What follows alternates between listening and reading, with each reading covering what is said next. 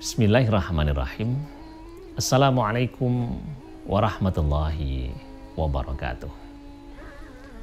Alhamdulillahirrabbilalamin. Wassalatu wassalamu ala ashrafil anbiya'i wal mursalin wa ala alihi wa ashabihi ajma'in. Amma ba'd.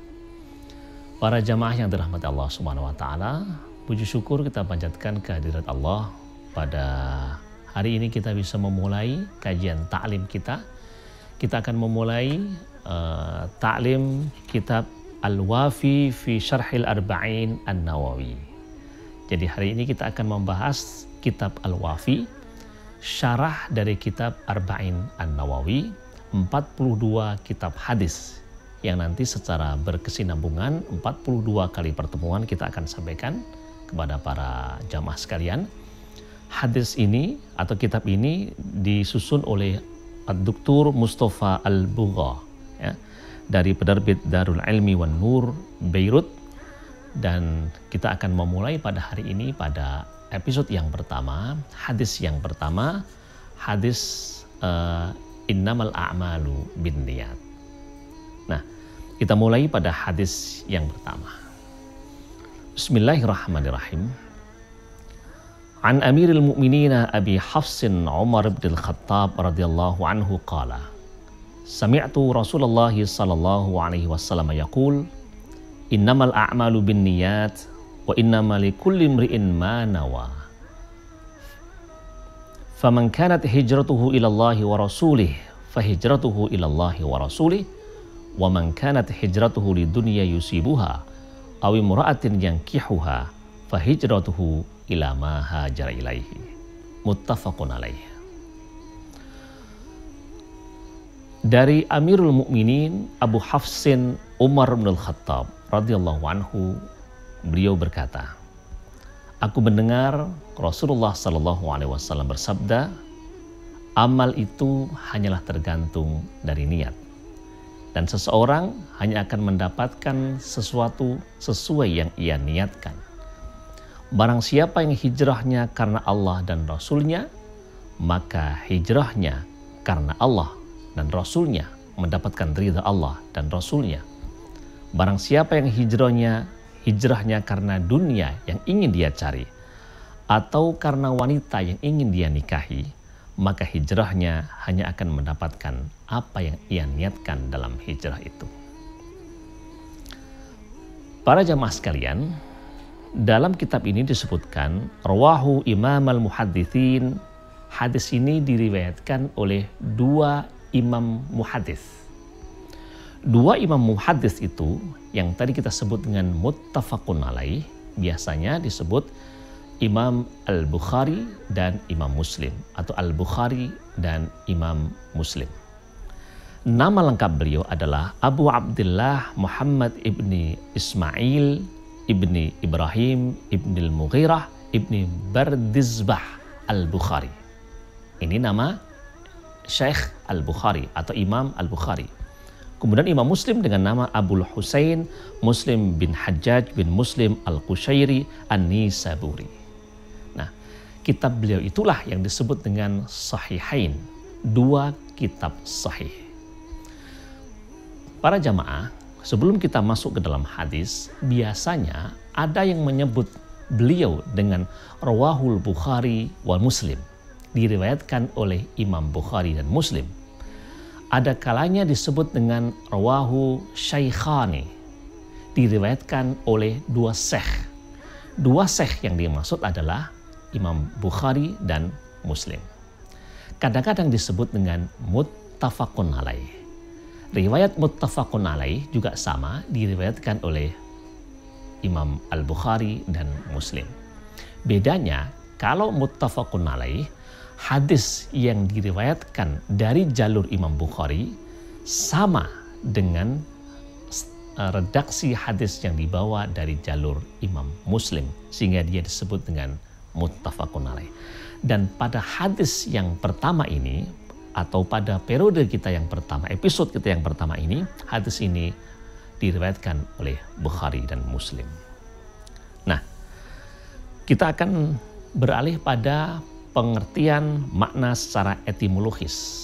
hadis ini tadi dimulai an Amirul Mukminin, dari Amirul Mukminin dengan gelar Abi Hafsin, Umar bin Khattab radhiyallahu anhu. Umar bin Khattab mendapatkan gelar Abu Hafsin. Hafsin itu artinya Al-Asad. Ya, satu gelar. Istilah dalam orang Arab disebut dengan kunyah atau gelaran. Umar bin Khattab disebut dengan Abu Hafsin. Beliau juga mendapat gelar-gelar yang lain, tetapi inilah gelar yang dipakai pada hadis pertama, hadis Arba'in An-Nawawi ini. Hadis kita mulai dengan lafadz, ya, jadi kalau tadi masih berupa sanadul hadis, sekarang kita memulai dengan matan hadis. Innamal a'malu binniyat wa innamal likulli imri'in ma nawa. Kita mulai penjelasan secara bahasa. Innama hanyalah, al-a'malu segala amal, binniyati dengan niat, wa innama dan hanyalah, likulli imri'in atas setiap orang, ma apa-apa, nawa yang ia niatkan. Hadis ini mensiratkan bahwa seseorang, amal yang dilakukan oleh seseorang bergantung dari niat. Niat apapun yang ia tancapkan, seperti itulah Allah akan memberikan pahala. Nah, dalam lafadz tadi dimulai dengan lafadz innama. Innama disebut sebagai adatu hasrin, perangkat pembatas. Ya, perangkat pembatas. Tathabbatal madhkuru ba'daha wa tunaffi ma'adahu. Syekh Mustafa Al-Bughawi menyebutkan bahwa perangkat pembatas itu memiliki makna bahwa ia mengokohkan hal yang dituturkan dan menafikan segalanya. Artinya kalau disebut innamal a'malu binniyat, maka menurut beliau maksud hadis ini, amal itu hanya diperhitungkan, amal itu hanya akan dianggap ketika dia diniati dengan niat itu. Sebuah amal diniati kebaikan, maka ia menjadi baik. Sebuah amal diniati sebagai kejelekan, ia bernilai sebagai sebuah kejelekan. Tetapi tentunya amal yang bernilai kebaikan adalah ketika amal itu adalah amal yang baik, paling tidak amal itu amal yang mubah. Karena tidak mungkin amal kemaksiatan, amal kejelekan berubah menjadi kebaikan, berubah menjadi ibadah sekedar diniati sebagai kebaikan. Tidak mungkin orang mencuri mendapatkan pahala ketika seseorang niati pencuriannya untuk mencari rezeki dan ma'isyah keluarganya. Dan begitulah selanjutnya. Kata imri'in artinya insan. Wa innama likulli imri'in, setiap manusia, ya, ia akan mengamalkan sesuatu sesuai dengan apa yang ia niatkan, dan ia akan mendapatkan pahala seperti yang ia niatkan itu. Kemudian kata hijrah. Al-hijrah lughatan at-tarku, meninggalkan. Jadi seseorang hijrah artinya meninggalkan sesuatu. Tetapi segala macam penjelasan definisi itu tidak cukup dengan definisi secara bahasa, tidak cukup definisi secara etimologis, tapi ia membutuhkan definisi secara istilahan, secara terminologis. Nah, karena itulah maka secara terminologi, secara istilah itu sendiri, hijrah adalah mufaraqatu daril Islam, mufaraqatu daril kufri ila daril Islam. Meninggalkan negeri kekufuran, negeri yang penuh dengan kemaksiatan, menuju negeri Islam, khaufal fitnah, karena dia takut akan terjadinya fitnah. Nah, kalau kita lihat konteks hadis ini, awal hadis ini muncul, maka wal muradu biha fil hadis, maksud dalam hadis ini adalah al-intiqal min Makkah wa ghairiha ilal Madinah qabla fathil Makkah. Meninggalkan dari Makkah menuju ke Madinah, dan ini terjadi sebelum masa Fathu Makkah. Inilah yang disebut dengan hijrah. Karena itulah maka istilah hijrah biasanya hijrah Nabi dari Makkah Al-Mukarramah menuju Madinatul Munawwarah. Yang kemudian awal hijrah itu dijadikan pertanda pengkalenderan Islam dimulai 1 Hijriah. Nah, para pemirsa dan para jamaah yang dirahmati Allah Subhanahu wa taala, sebelum kita melanjutkan pembahasan tentang hadis tentang niat ini, ya, ada sebab yang melatar belakangi turunnya. Atau dalam ilmu hadis selalu ada sababu wurudil hadis, sebab-sebab turunnya hadis. Kalau di dalam Al-Quran ada asbabun nuzul, ya, sebab-sebab turunnya ayat Al-Quran. Tapi kalau hadis disebut dengan sababu wurudil hadis, sebab datangnya hadis. Kita baca apa yang ada di dalam kitab ini. Rawa At-Tabrani fi Mu'jamihil Kabir bi isnadin rijaluhu thiqat. Imam At-Tabrani di dalam Mu'jam yang besar, beliau menyebutkan bahwa sanad dalam hadis ini semuanya thiqah, terpercaya. An Ibnu Mas'ud radhiyallahu anhu, dari Ibnu Mas'ud radhiyallahu anhu, kana fina rajulun khataba imra'atan. Ada seorang laki-laki yang akan melamar seorang wanita. Yuqalu lahu Ummu Qais, ya. Yang orang itu disebut dengan wanita itu disebut dengan Ummu Qais. Ummu Qais. Ya. Fa'abat an tatazawwajahu hatta yuhajir, fahajara. Lalu Ummu Qais ketika akan dilamar, dia enggan menerima lamaran, ya, kecuali sang lelaki tadi mau berhijrah.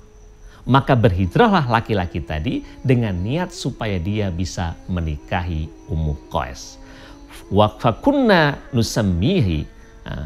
Kemudian kami memberikan nama sahabat tadi dengan Muhajiru Ummi Qais. Orang yang hijrah sebab datangnya Ummi Qais.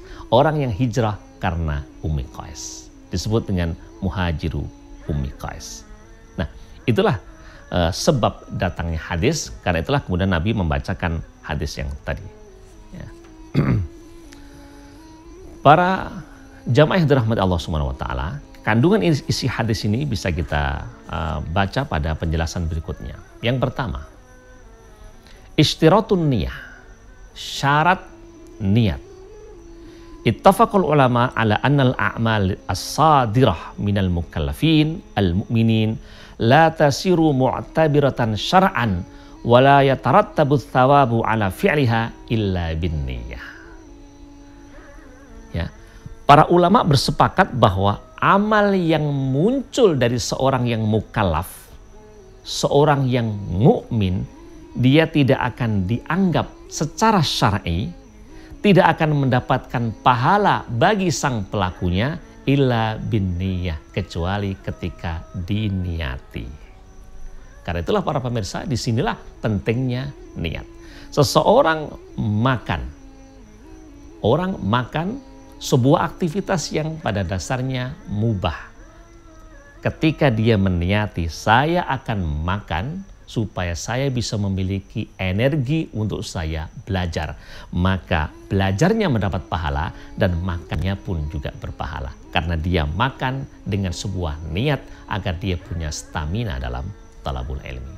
Dan beginilah bahwa amal, saya ulangi, bahwa niat bisa menjadikan amal yang pada awalnya mubah, dia bisa menjadi ibadah. Para pemirsa, mungkin ada yang tidur, ya. Tidur itu kategori amal yang mubah. Seseorang boleh tidur, boleh tidak. Hari ini mungkin para jamaah menyaksikan tayangan ini bisa di pagi hari, bisa di sore hari, mungkin bisa di malam hari. Karena ini sudah berupa recording. Tetapi bahwa tidur para pemirsa, ya, misalnya saya akan mendengarkan dan saya akan memulai dengan tidur dulu. Supaya nanti ketika saya mendengarkan ngaji, kajian ini saya bisa fokus. Maka tidur para pemirsa insya Allah bernilai ibadah. Nah, disitulah maka bahwa sebuah amal itu bergantung dari niat.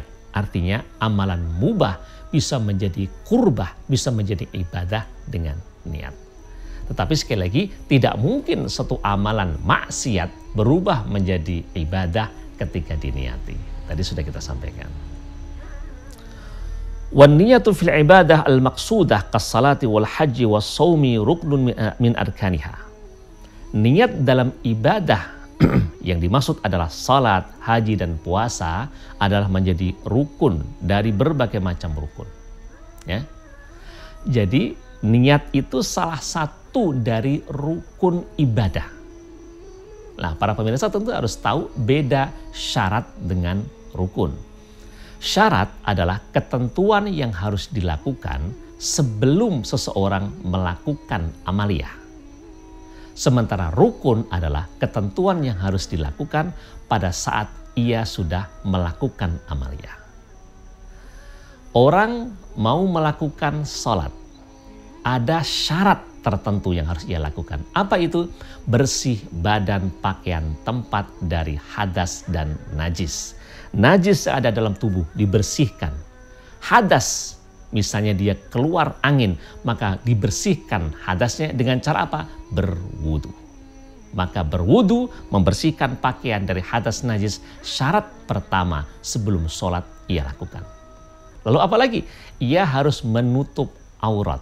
Lalu apa lagi? Ia harus menghadap ke arah kiblat. Itulah diantara syarat ketentuan yang harus dilakukan seseorang sebelum amal berupa sholat itu ia lakukan. Tetapi nanti ada ketentuan yang harus dilakukan pada saat ibadah sudah dimulai. Kalau ini contohnya contoh sholat, maka rukun sholat dimulai dari yang pertama, niat. Nah, niat. Para pemirsa, ulama berbeda tentang apakah niat itu dilafadzkan ataukah niat di dalam hati. Kami lebih mengambil pendapat bahwa niat itu yang wajib adalah di dalam hati. Jadi niat itu wajib karena ia sebagai rukun dari salat. Niat, kemudian dia takbiratul ihram, kemudian membaca Fatihah, ruku, i'tidal, sujud, duduk, sujud, dan seterusnya sampai salam, itulah rukun di dalam salat. Ketentuan yang harus dilakukan pada saat ibadah, yakni salat tadi sudah dimulai. Nah, oleh karena itulah maka para pemirsa, bahwa ketika niat itu menjadi bagian dari rukun, maka tentunya fala tasihhu illa biha, maka tidak sah ibadah tanpa niat. Kalau Bapak Ibu ingin sholat dan sholatnya tidak ada niat, maka tidak sah sholatnya. Tidak sah niatnya. Misalnya sholat itu dimulai dengan takbiratul ihram. Bapak Ibu ketemu temannya ada di sebelah barat, lalu ketemu temannya dan menyapa. Hai, sambil dia kemudian mengangkat tangannya. Lalu ia lanjutkan Allahu Akbar. Tanpa ada niat bahwa ia akan memulai sholat, maka takbiratul ihram dan keseluruhan ibadah sholatnya tadi tidak sah. Karena ketika ia memulai mengangkat tangan, ia tidak memulai itu menjadi bagian dari sholat karena dia tidak niati sejak awal. Itulah pentingnya niat, menjadikan sebuah amal menjadi bermakna ataukah tidak bermakna. Wa amma ma kana wasilatan kal wudu'i wal ghusli faqala al-Hanafiyah ya syaratun kama fiha li tahsilis thawab. Nah, adapun kalau amaliyah itu hanya menjadi wasilah, menjadi sarana seperti wudu, wudu adalah sarana sebelum orang melakukan salat. Mandi juga sarana, ia taharah sebelum melakukan ibadah. Maka Hanafiyah mengatakan ia merupakan syarat. Jadi niat itu menjadi syarat sebelum amaliyah itu dilakukan. Tetapi para pemirsa, para jamaah sekalian, terlepas dari niat itu syarat ataukah rukun, kalau kami keduanya harus sama-sama dilakukan. Jadi intinya bagi kita yang tidak ingin memperdebatkan tentang apakah status niat sebagai syarat ataukah rukun, terlepas dari itu semua, niat harus kita lakukan. Saya ulangi, niat harus tetap kita lakukan, terlepas kita menganggap ia sebagai syarat ataukah sebagai rukun. Baik, kita lanjutkan pada poin berikutnya. Waktu niyah wa mahalluha. Waktu niat dan tempat niat. Wa waktu niyah awalul ibadah ka takbiratul ihrami bis salah wal ihrami bil hajj. Amma saum fatakfin niyah qablahu li usri muraqabatil fajri. Waktu niat adalah di awal ibadah. Nah, ini kenapa ini di awal ibadah? Karena ia menganggap niat sebagai rukun.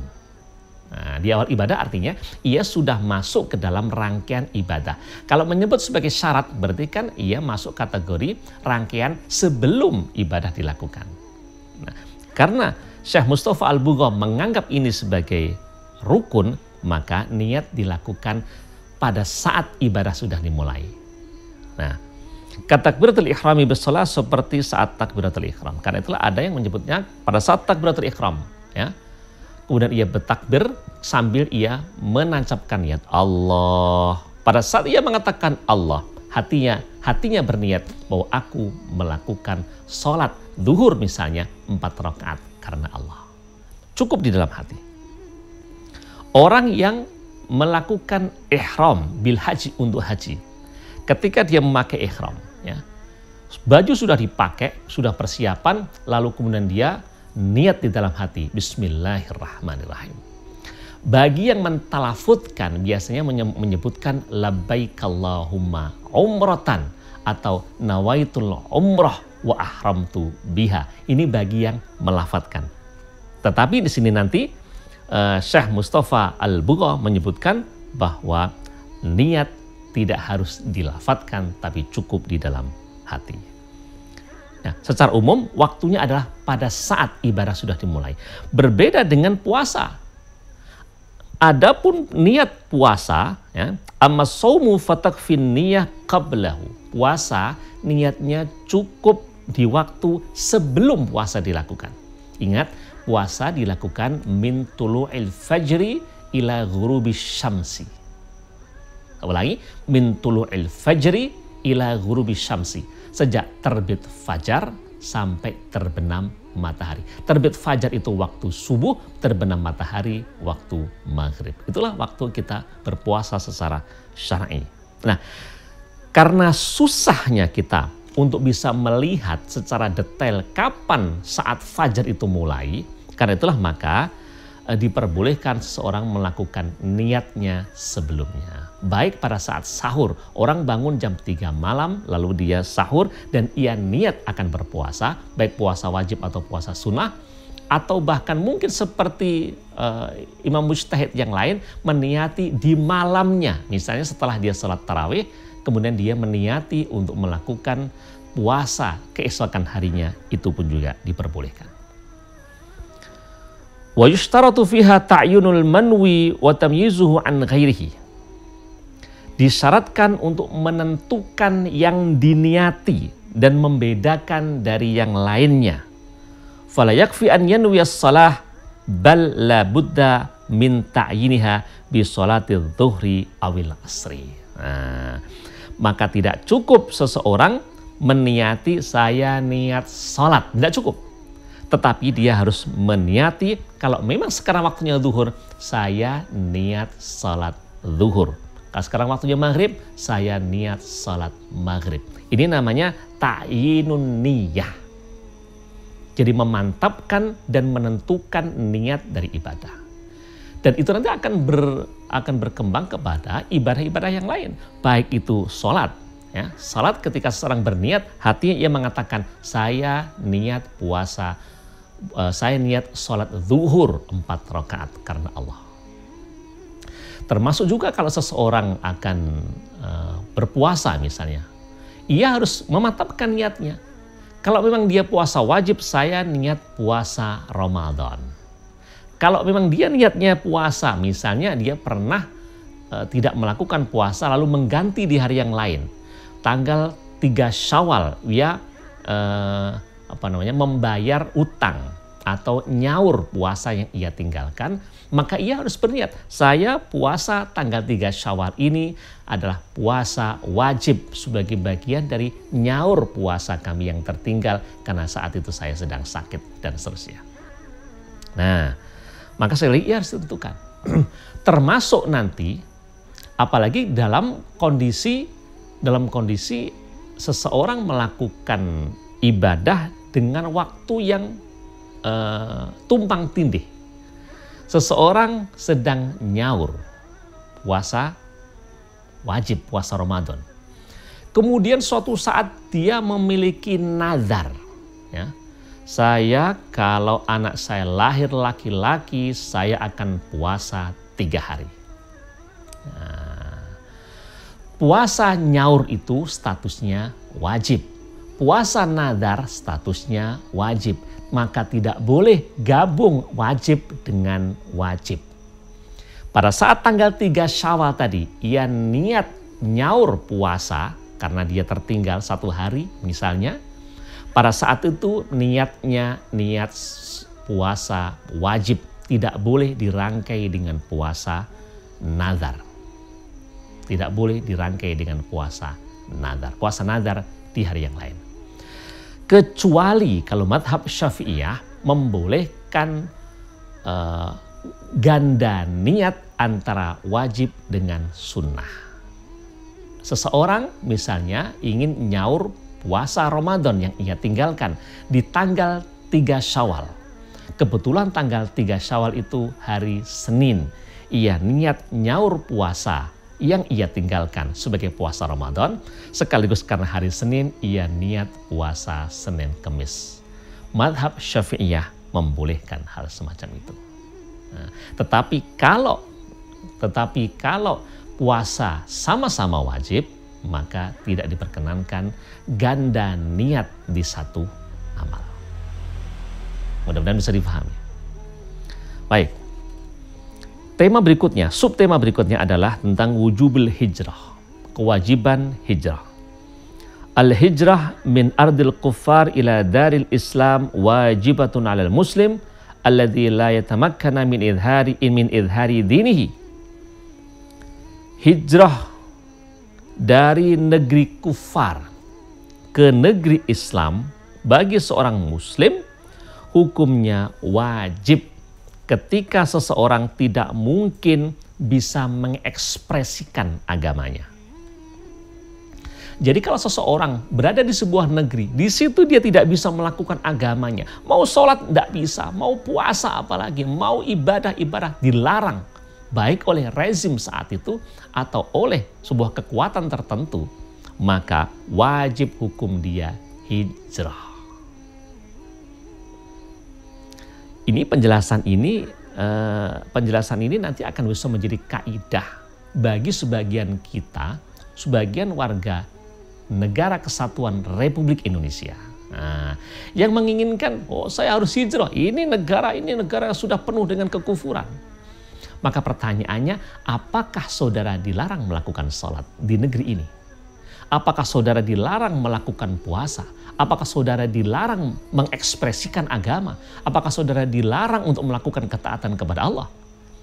Ketika jawabannya tidak ada larangan, maka tidak ada kewajiban melakukan hijrah. Bahwa kemudian di sebuah negeri ada seorang pemimpin yang bersikap zalim, ada pemimpin yang aniaya, pemimpin yang tidak amanah, maka ini keluar dari konteks kewajiban hijrah. Artinya kezaliman seorang pemimpin tetapi tidak menghalangi seseorang untuk mengekspresikan agamanya, untuk bisa melakukan ibadah, maka tidak mengharuskan seseorang tadi meninggalkan negaranya. Artinya tetaplah berada di negeri ini, kemudian lakukan ibadah yang terbaik sambil kemudian perbaikilah keadaan, nasihatilah para pemimpin semampu kita. Insya Allah. Nah, kemudian wa amma khabaru la hijrata ba'dal fathi. Adapun ada khabar, maksudnya ada hadis yang mengatakan tidak ada hijrah setelah Fathu Makkah. Fal maksud, maka maksud hadis ini la hijrata min Makkah ba'da fathiha. Tidak ada hijrah dari Mekah setelah terjadinya Fathu Makkah. Kemana? Kenapa? Li'annaha sarat darul Islam. Karena Mekah telah menjadi darul Islam. Nah, Mekah telah menjadi negeri Islam. Maka tidak boleh orang Mekah kemudian ia pindah ke negeri yang lain dengan alasan bahwa dia terkekang tidak melakukan ibadah. Karena apa? Karena Makkah sudah menjadi negeri Islam. Nah, para jamaah sekalian, berbicara tentang negeri Islam, maka kita agak menyimpang penjelasan kita tentang status negara. Nah, para pemirsa nanti bisa melihat dalam kitabnya Imam Al-Mawardi, Al-Ahkam As-Sultaniyah. Nah, beliau membagi negara dalam 4 kategori. Disebut dengan dar. Ada Darul Islam, ada Darul Kufri, ada Darus Sulhi, dan ada Darul Ahdi. Saya ulangi. Yang pertama Darul Islam. Menurut Imam Al-Mawardi, Darul Islam adalah negeri Islam. Negeri yang menerapkan aturan sesuai dengan hukum-hukum, undang-undang, Quran dan Sunnah negara Islam. Aturan yang diberlakukan sesuai dengan syariat Islam. Itulah Darul Islam. Itu yang pertama, secara ringkas. Yang kedua ada Darul Kufri, negara kufur. Negara kufur artinya negara yang tidak menggunakan aturan Islam.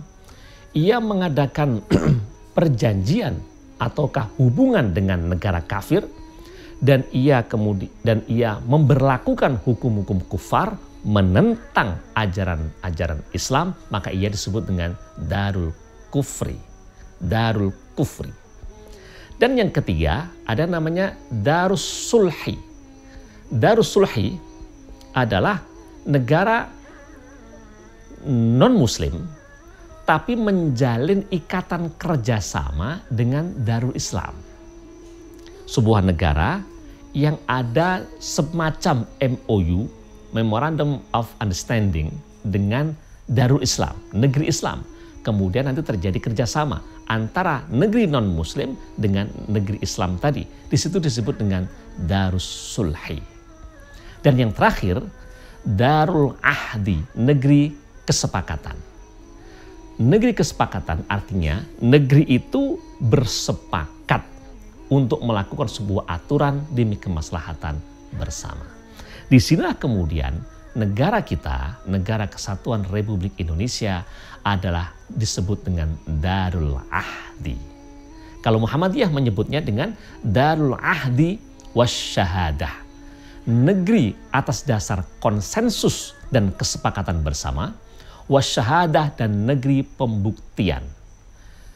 Yang pertama, Darul Ahdi artinya kesepakatan, bersepakatnya seluruh tokoh masyarakat, tokoh agama, tokoh budaya dan apapun mensepakati Pancasila dan Undang-Undang Dasar 1945 sebagai dasar negara.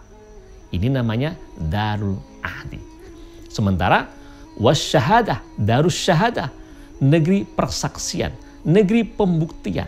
Jadi umat Islam ingin membuktikan bahwa sebagai bentuk komitmen nasionalismenya, ia telah menorehkan dalam sejarah memperebut dan mempertahankan kemerdekaan Republik Indonesia. Maka bukalah sejarah. Maka para pemirsa, para jamaah sekalian, dan siapapun yang menonton acara ini, dia akan tahu bahwa betapa umat Islamlah yang memiliki andil terbesar, ya, terebut dan tegaknya Negara Kesatuan Republik Indonesia.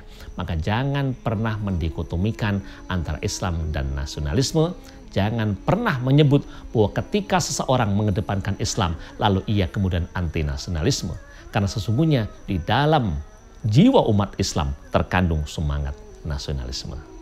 Nah, sepanjang itu kita agak menyimpang dari tema tentang hijrah. Artinya, memang selama di negeri ini tidak ada larangan untuk melakukan ibadah, maka pada saat itu tidak ada kewajiban kita untuk berpindah negeri.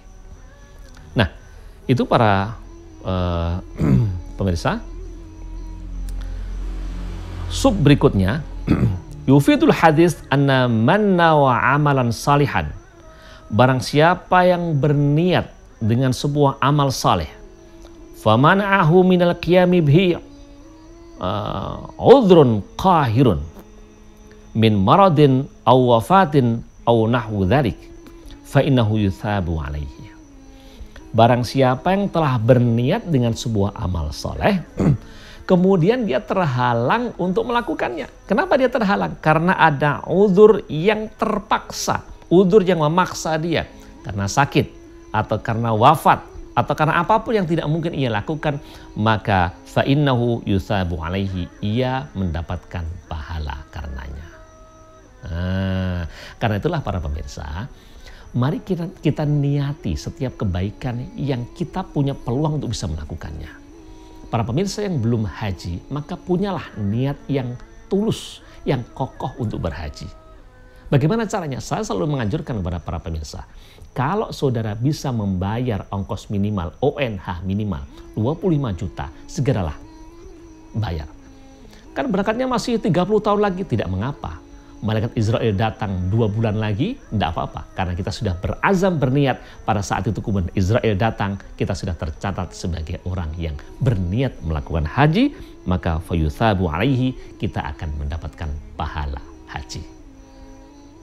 Apalagi nanti kalau Allah memberikan anugerah, seseorang melakukan ibadah, sudah membayar ONH minimal, lalu ia tercatat sebagai peserta yang sudah sepuh, maka dia didahulukan tanpa harus ada waiting list, tanpa antrian. Wallahu alam, semua ada di tangan Allah. Nah, termasuk kita melakukan apapun saja. Ketika kita tidur, niatilah ketika kita tidur, nanti saya akan bangun untuk qiyamul lail. Urusan ternyata Bapak Ibu bangun setelah mendengar adzan subuh, kita sudah mendapatkan pahala karena berniat untuk melakukan qiyamul lail. Karena itulah maka ada sebuah ungkapan bahwa niatul mu'min khairun min amalihi. Niat seorang mukmin itu jauh lebih baik dari amalnya. Artinya bukan kemudian kita terhalangi. Kalau gitu tidak usah beramal, cukup dengan niat. Bukan begitu. Betapa niat memiliki kedudukan yang luar biasa. Bahkan ia lebih tinggi nilainya dari amalnya itu sendiri. Seperti itu. Wallahu a'lam bishawab. Wa qala al-Baydawi, Imam Al-Baydawi mengatakan wal a'mal la tasihhu bila niyatin. Amal tidak sah tanpa niat. Li'anna niyah bila amalin nutsabu 'alaiha. Karena niat tanpa amal masih ada kemungkinan untuk mendapatkan pahala. Tapi wal amal bila niyatin habaun. Tapi amal tanpa niat akan sia-sia, akan sirna. Wa mithalu niyyah fil amali karuhi fil jasad. Karena permisalan niat dalam amal seperti ruh di dalam jasad. Ruh di dalam jasad, fala baqa'a lil jasad, bila ruh tidak mungkin jasad akan bisa hidup tanpa ruh. Wala dhuhur lil ruhi fi hadzal alam min ghairi ta'alluqin bi jasadihi. Dan tidak mungkin ruh akan ada di alam ini jika tidak ada kaitan dengan jasad. Nah, karena itulah maka sesungguhnya ketika seseorang beramal, amal yang ia lakukan harus ia niati sebagai sebuah amal soleh. Yang terakhir, kullu amalin nafi'in wa khairin yusbihu bin niyah wal ikhlas wa ibtigha'i ridallahi ta'ala ibadatan. Setiap amal yang bermanfaat, amal yang baik akan menjadi akan bisa menjadi dianggap sebagai sebuah amal baik dengan ikhlas dan mengharap ridha dari Allah Subhanahu wa taala. Karena itulah para pemirsa, ikhlaskanlah di dalam niat kita dalam beramal. Ketika kita salat, niatilah salat kita mendapatkan ridha Allah. Salat bukan karena ada mertua, salat bukan karena ada tetangga, salat bukan karena pencitraan dan seterusnya. Orang yang melakukan salat karena pencitraan supaya nanti terpilih ketika menjadi anggota dewan, supaya terpilih menjadi pemimpin, maka niat salatnya itu disebutkan habaan, akan sirna, tidak berbekas, tidak ada makna apa-apa. Karena itulah maka ikhlaskan niat dan semoga Allah merahmati kita sekalian.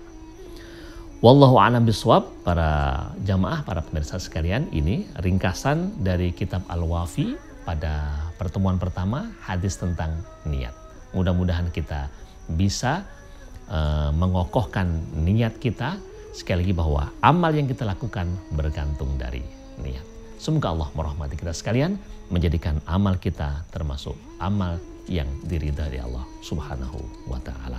Kita berjumpa pada episode berikutnya. Kurang lebihnya Ustaz mohon maaf. Billahi taufiq wal hidayah. Alhamdulillahirabbil alamin. Subhanakallahumma wa bihamdika asyhadu an la ilaha illa anta astaghfiruka wa atubu ilaik. Assalamualaikum warahmatullahi wabarakatuh.